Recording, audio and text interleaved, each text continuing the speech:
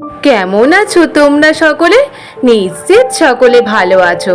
আজ তোমাদের জন্য আরো এক নতুন গল্প নিয়ে এসেছি, নবাবের হিরে ও গোপাল। রানীমা সকাল সকাল রাজামশাইকে বলে, এই শোনো, নবাবের দেওয়া হিরেটা খুব সুন্দর, তাই না? রাজামশাই বলে, হ্যাঁ রানী, তাই তো আমার রোজ রোজ ওই হিরেটা বের করে দেখতে ইচ্ছে করে। যা সুন্দর কারুকার্য ওর মধ্যে রয়েছে। রানীমা তখন বলে, হ্যাঁ রাজামশাই, আমারও তাই ইচ্ছে করে। রাজামশাই তখন বলে, রানী দাঁড়াও, এক্ষুনি আমি হিরেটাকে বের করেই দেখবো।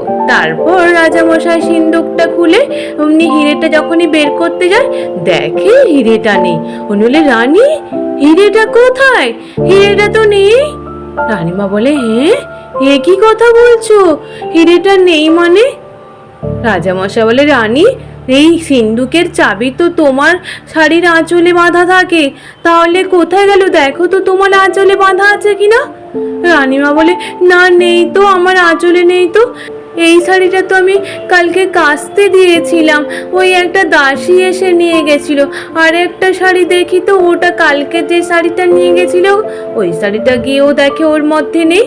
অমনি রাজামশাই বলে, তাহলে রানী তুমি যে দাসীকে দিয়েছিলে, কোন দাসীকে দিয়েছিলে?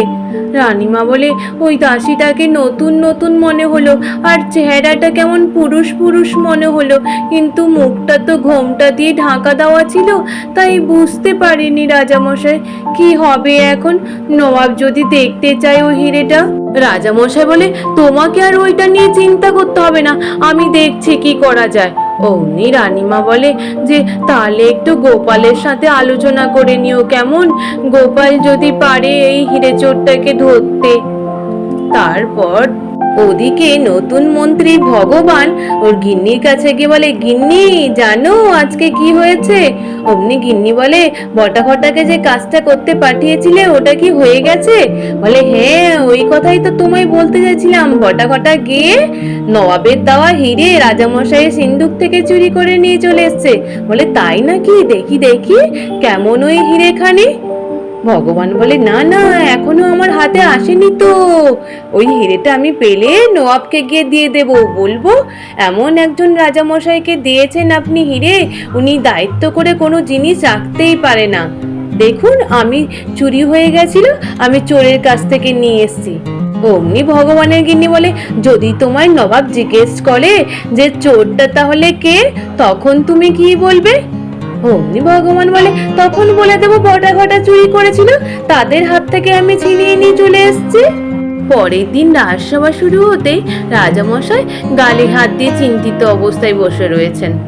এদিকে রাজসভায় সকলে চলে এসেছেন, গোপাল শুধু উপস্থিত ছিল না। কিছুক্ষণ পরে গোপাল আসে। অমনি রাজামশাই বলে, গোপাল, তোমার আজকে আসতে এত দেরি হলো যে? নিশ্চিত বাড়িতে কোনো ঝগড়াঝাটি হয়েছে গিন্নির সাথে। গোপাল বলে, কি বলবো রাজামশাই, গিন্নি প্রিয় ডাব্বু হাতাটাকে হারিয়ে ফেলেছে, তাই আসতে দেরি হয়ে গেলে, নইলে আমার মুখটাই প্রথমেই দেখতেন রাজামশাই আপনি। রাজামশাই বলে, গোপাল, তোমার আজকে মুখ দেখাটা আমার ভালো ছিল না গোপাল, কারণ তোমার রানীমাও নবাবের দেওয়া হিরেটাকেও হারিয়ে ফেলেছে গোপাল। গোপাল বলে, তাই নাকি রাজামশাই? রাজামশাই বলে, কি করি গোপাল, তুমি একটা কোনো উপায় বের করো গোপাল। সঙ্গে সঙ্গে ভগবান চলে আসে। ভগবান এসে বলে, রাজামশাই, কিছু শুনলাম মনে হলো, কিছু হারিয়েছে মনে হচ্ছে। অমনি গোপাল বলে, বলুন বলুন রাজামশাই, এই যে মন্ত্রী ভগবান চলে এসছে, ওনাকে বলুন কি কি সমস্যা আপনার হয়েছে। রাজামশাই হিরে চুরির কথা ভগবানকে বলে। ভগবান শোনার সঙ্গে সঙ্গে তখনই বলে যে, রাজামশাই, চোর ধরাটা কোনো ব্যাপারই নাকি? প্রথমে দেখতে হবে চোরটা কে ছিল, তারপর দেখতে হবে কেনই বা চুরি করলো, তারপর দেখতে হবে তার উদ্দেশ্যটা কি ছিল, তারপর দেখতে হবে সে চুরি করে কতটা লাভ করলো, তারপর দেখতে হবে। এই কথা শুনে রাজামশাই বলে, গোপাল, তাড়াতাড়ি করে ভগবানের মুখটা বন্ধ করে রাখো, আমার অসহ্য লাগছে যে। দাঁড়ান দাঁড়ান, দেখুন আপনার মন্ত্রী আর কত বুদ্ধি বের করায় চোরকে ধরার জন্য। তারপর বলে, রাজামশাই নইলে এইসব ছাড়ুন, সৎ সোজা উপায় বলছি। হিরে তো চুরি যায়নি, হিরে হারিয়ে গেছে। এই রাজবাড়িটাকে ভেঙে ফেললেই আপনার হিরে পেয়ে যাবেন। তারপর রাজামশাই বলে, তোমার ওই মোটা বুদ্ধি তোমার কাছে রাখো গোপাল, তুমি দেখো একটা যে কোনো উপায় বের করাও গোপাল, নইলে তো খুব সমস্যায় পড়ে যাব আমি। রাজামশাইকে গোপাল বলে, রাজামশাই একদম চিন্তা করবেন না, আমি দেখছি কি করা যেতে পারে। তারপর রাজসভা শেষ হয়ে যেতে অমনি তারপর ভগবান ওখানে বটাঘটার সাথে দেখা করে। বটাঘটার কাছ থেকে বলে, এই বটাঘটা দেখি তো হিরেটা নিয়ে এসছিস, আমার হাতে দে দেখিনি। ওরা তখন বলে, না আপনাকে তো আমরা হিরে দেব না হাতে। অমনি মন্ত্রীমশাই বলে, মানে আমি তোদেরকে সবকিছু করতে বললাম আর আমাকেই দেবি না বলছিস? তোরা নিয়ে গিয়ে কি করবি বল?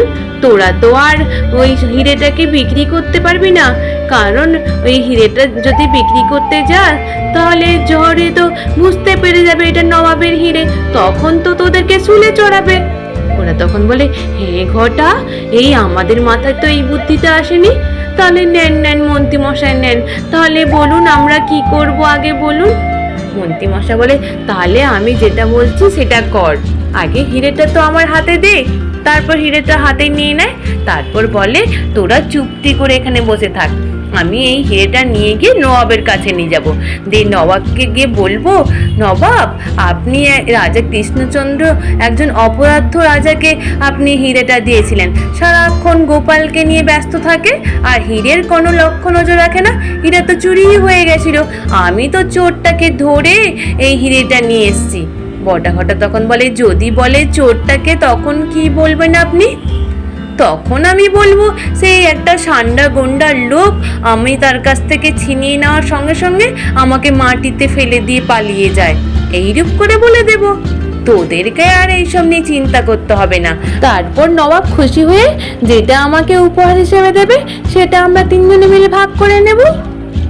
ওরা তখন বলে, বেশ বেশ মন্ত্রীমশাই তাই করুন।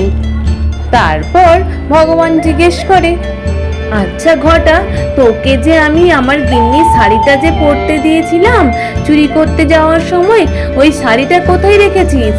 ঘটা বলে, আসলে ভুলে গেছি মন্ত্রী মশাই, আমরা তো রাজবাড়িতেই ফেলে রেখে দিয়ে চলে এসেছি। অমনি মন্ত্রী মশাই তখন বলে, এ কি মুশকিল করলি, এখন তো গিন্নি আমাকে চিবিয়ে চিবিয়ে খাবে, এমনিতেই চিবিয়ে চিবিয়ে খাচ্ছে আরও চিবিয়ে চিবিয়ে খাবে, যা আগে দেখিনি, তাড়াতাড়ি করে কোথায় ফেলে রেখে দিয়ে এসছিস খুঁজে নিয়ে আসবি। ঘটা বলে, বেশ বেশ মন্ত্রী মশাই, খুঁজে নিয়ে আসবো। তারপর ওরা দুজনে মিলে বেরিয়ে চলে যায়। এদিকে রাজসভা শুরু হতে রাজামশাই বলে, গোপাল দেখো দেখিনি এই শাড়িখানি চেনো কিনা? গোপাল তখন শাড়িটাকে দেখে বলে, রাজামশাই এই শাড়িটা কোথা দিয়ে পেলেন? রাজামশাই বলে, এই শাড়িটা ওই রাজবাড়ির দুয়ারে পড়েছিল, আসলে এই রাজবাড়ির কারুরই এই শাড়ি না গোপাল। গোপাল তখন বলে, রাজামশাই বুঝতে পেরেছি, এই শাড়িটা যে চুরি করতে এসেছিল হিরের, ওই শাড়িটাকে ফেলে রেখে দিয়ে পালিয়ে গেছে। এই কথা শুনে রাজামশাই বলে, তাহলে কি করে ধরা যেতে পারে গোপাল, আর কি করেই বা বুঝবে এটা কার শাড়ি? গোপাল তখন বলে, একটা উপায় আছে রাজামশাই, আমি এক্ষুনি গিয়ে গিন্নিকে দেখাবো, আর গিন্নি দেখলেই চিনতে পেরে যাবে এটা কার শাড়ি। বলে, তাই না হলে করো গোপাল। গোপাল তখন শাড়িটাকে নিয়ে আসে। ওদিকে গিন্নি নাক ডেকে ডেকে ঘুমোচ্ছিল, জুতোর আওয়াজ পেয়ে গিন্নির ঘুম ভেঙে যায়। গিন্নি যখন তাকিয়ে দেখে গোপালের হাতে একটা শাড়ি, বলে, এ কি গো, তুমি কার শাড়ি নিয়ে এসছো? এ মা, শেষ পর্যন্ত তুমি লোকের বাড়ির গিন্নির শাড়ি নিয়ে হাতে করে নিয়ে এসছো, তাও আবার ভগবানের গিন্নির শাড়ি। গোপাল বলে, ও এটা ভগবানের গিন্নির শাড়ি, বেশ বেশ গিন্নি, তুমি কান্নাকাটি করো না গিন্নি, এটা চোর ধরার জন্য এই শাড়িটা আমি নিয়ে এসে তোমায় দেখালাম। আসলে নবাবের দ্বারা হিরেটা যে চুরি করতে এসেছিল সে এই শাড়িখানি পরে এসেছিল, তারপর ফেলে রেখে দিয়ে পালিয়ে গেছে। এদিকে গোপালের গিন্নি বলে, না তুমি মিথ্যে কথা বলছো, তুমি কেন এইরকম করে করলে আমার সাথে? গোপাল বলে, গিন্নি তুমি ওই বাজে কান্না না কেঁদে চুপটি করে বসো, এখন আমার চোর ধরার পালা, আমি আসছি বলে গোপাল চলে যায়। এদিকে গোপালের গিন্নি বলে, ভারী দুষ্টু এই লোকটি। তারপর ওখানে গোপাল গিয়ে শাড়িটা রাজামশাইকে দেখায়, রাজামশাইকে বলে, রাজামশাই আমি পেয়ে গেছি এই শাড়ি, কার শাড়ি? অমনি রাজামশাই বলে, কার শাড়ি গোপাল? গোপাল তখন বলে, রাজামশাই এটা হচ্ছে ভগবানের গিন্নির শাড়ি রাজামশাই, আর ভগবানের গিন্নির শাড়ি কেউ নিয়ে পরে এখানে এসছিল। অমনি রাজামশাই বলে, তাই নাকি? তাহলে কি করে হাতে নাতে ধরা যেতে পারে কে এই ভগবানের গিন্নি শাড়ি পরে এসেছিল? অমনি বলে রাজামশাই, আমি যা যা বলছি তাই তাই করুন, আপনি একটা কাজ করুন, ভেড়া পিটিয়ে জানিয়ে দেন যে নবাবের নকল হিরেখানি চুরি হয়ে গেছে, আর আসল হিরেখানি একটা লোহার দরজার ভেতরে আটকানো রয়েছে, যদি কেউ ওই আসল হিরেখানি পাহারা দিতে পারে তাহলে আসতে পারে। অমনি ঢেরা পিটিয়ে তখনই জানিয়ে দেয়। ওই দেখে বটা ঘটা বলে, এই কি রে ঘটা, ঘটা তাহলে কি হবে? এখন তো আমরা নকল হিরে চুরি করে নিয়ে এসেছি, তারপর ওদিকে তো মন্ত্রী মশাই নকল হিরে নবাবের কাছে নিয়ে চলে যাচ্ছেন, এখন নবাব যদি বুঝতে পারেন ওটা নকল হিরে তাহলে তো ভগবানকে ধরবেন, আর ভগবান তো পুরোপুরি আমাদের নাম বলে দেবে, তাহলে তো আমাদেরকে শুলে চড়িয়ে দেবে, তাহলে কি হবে বল? অমনি ঘটা বলে, তাহলে শোন, একটা মাথায় আমার বুদ্ধি এসছে, চল চল, রাজামশাই তো বলছে আসল হিরে পাহারা দেওয়ার জন্য, আমরা গিয়ে আসল হিরে পাহারা দিতে যাই, চল। তারপর চুপটি করে আমরা আসল হিরেটাই চুরি করে নিয়ে চলে আসবো, তারপর মন্ত্রী মশাইকে দিয়ে দেবো। এতক্ষণে তো মন্ত্রী মশাই নিশ্চিত পৌঁছয়নি মুর্শিদাবাদে। এই ভেবে দুজনে রাজসভার দিকে এগিয়ে যায়। ওদিকে রাজসভায় রাজামশাই বলে, গোপাল ঢেরা তো পিটানো হলো, কিন্তু চোরের তো কোনো দেখা মিলল না। গোপাল বলে, দাঁড়ান দাঁড়ান, চোর আপনার কাছে এক্ষুনি এলো বলে সঙ্গে সঙ্গে বটা ঘটা এসে বলে, আমরা চাই আপনার ওই হিরে পাহারা দেওয়ার জন্য। গোপাল বলে, রাজামশাই এর দুজনেই চোর। রাজামশাই বলে, গোপাল তোমার মুখের কথাই তো আমি বিশ্বাস করব না, আমাকে তো হাতে নাতে প্রমাণ করে দেখিয়ে দিতে হবে। গোপাল তখন বলে, আচ্ছা এই শাড়িটা কার জানেন? ঘটা বলে, হ্যাঁ এটা তো ভগবানের গিন্নির শাড়ি, আমি পরেছিলাম। বলে, আপনি পরে কোথায় গেছিলেন? অমনি বলে, না না, আসলে ভগবানের গিন্নি আমার গিন্নিকে শাড়ি দিয়েছিল। গোপাল তখন বলে, রাজামশাই দেখলেন কেমন কথাবার্তা অসঙ্গতি রয়েছে? রাজামশাই বলে, তবু আমি সঠিক প্রমাণ না পেলে তো আমি বিশ্বাস করব না গোপাল। গোপাল তখন বলে, রাজামশাই আমার এক বন্ধু আছে, বন্ধুকে ডেকে নিয়ে আসি তাহলেই হবে, তারপর আপনাকে প্রমাণ করে দেখিয়ে দেব তা এরা চুরি করেছে কিনা। তারপর গোপাল তার বন্ধুকে নিয়ে আসে, বন্ধু হচ্ছে গাধা। গাধাকে নিয়ে এসে বলে, দেখুন রাজামশাই, এই গাধাই দ্বারাই আমি প্রমাণ করিয়ে দেব যে ওরা চুরি করেছিল। রাজামশাই বলে, এ কি করছো গোপাল, শেষ পর্যন্ত তুমি গাধাকে নিয়ে এসছো প্রমাণ করার জন্য? রাজামশাইয়ের কথা শুনে গোপাল বলে, দেখবেন এক্ষুনি দেখবেন রাজামশাই কেমন করে আমি চোর ধরাই। অমনি বলে, রাজামশাই এই গাধাটাকে দিয়ে আমি গোবর পাড়াবো, তারপর ওই গোবরের মধ্যে ওরা হাত ঢোকাবে, আর ওখান থেকেই আমি বুঝতে পেরে যাব এরা চুরি করেছে কিনা। তারপর গোপাল গাধাটাকে নিয়ে গিয়ে বাইরে গোবর পাড়ায়, গোবরের ভিতরে লুকিয়ে আঁতর ঢেলে দেয়।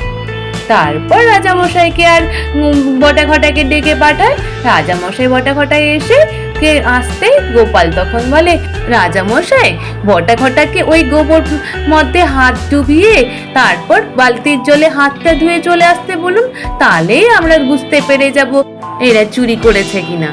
তারপর রাজামশাই সঙ্গে সঙ্গে ওদেরকে বলে, ওরা তখন গিয়ে চুপি চুপি আর গোবরের মধ্যে হাত না চুবিয়ে মিচিমিচি হাত দুটো জলের বালতিতে ধুয়ে বেরিয়ে চলে আসে। আর অমনি গোপাল বলে, দেখি তো তোমাদের হাত দুটো। হাতের গন্ধ সঙ্গে যখন দেখে কোনো আতরের গন্ধ নেই, অমনি বলে, রাজামশাই দেখুন, ওদের হাতে কোনো গন্ধ নেই, আমি ওই গোবরের মধ্যে আঁতর দিয়েছিলাম, কড়া আঁতর দিয়েছিলাম রাজামশাই, ওরা যাতে ধরা পড়ে যাবে বলে গোবরের মধ্যে হাত ডুবাইনি, হাত দুটো ওই বালতির জলে ধুয়ে চলে এসছে। এবার বুঝতে পারছেন তো রাজামশাই, এরাই চোর। রাজামশাই বলে, হ্যাঁ গোপাল, তুমি তো একদম সঠিক কথা বলেছো বেটা, তোমরা নবাবের হিরে চুরি করেছো, তোমাদের তো আজকে কারাদণ্ড দেবই। গোপাল, আর তুমি যে আমার উপকার করলে, সত্যি তোমাকে যে এবারে আমি কি পুরস্কার দেব? গোপাল বলে, সে ওগুলো পরে চিন্তা করবেন রাজামশাই, আগে তো আসল চোরকে ধরা হয়নি, ভগবান তো হিরে নিয়ে চলে যাচ্ছে মনে হয়। ওইদিকে বলে, তাহলে ভগবানকে তো আটকাতে হবে নবাবের কাছে যাওয়ার পর থেকে। তারপর প্রহরীকে পাঠায়, প্রহরী ছুটতে ছুটতে গিয়ে ভগবানকে ধরে। ভগবানকে ধরতেই ভগবানকে বলে, এই যে আপনি যে হিরেটা নিয়ে এসছেন, আমাকে হিরেটা দেন, রাজামশাইয়ের আদেশ আছে, নইলে আপনার গর্দান নেব। এদিকে ভগবান ভয়ে বলে, হ্যাঁ হ্যাঁ আমি দিয়ে দিচ্ছি, আমায় ছেড়ে দাও, আমাকে মেরো না, মেরো না, আমি এই রাজ্য ছেড়ে চলে যাব। বলে, তুমি হিরে চুরি করে নিয়ে পালিয়ে এসছো, চলো তোমারও কারাবাস হবে। এদিকে মন্ত্রী কান্নাকাটিও শুরু করে দেয়। আজ এই পর্যন্ত, নিশ্চিত তোমাদের সকলের ভালো লেগেছে। আর যদি ভালো লেগে থাকে তাহলে একটু লাইক আর সাবস্ক্রাইব করে দিও। আর তোমরা সকলে ভালো থেকো, কেমন? টাটা।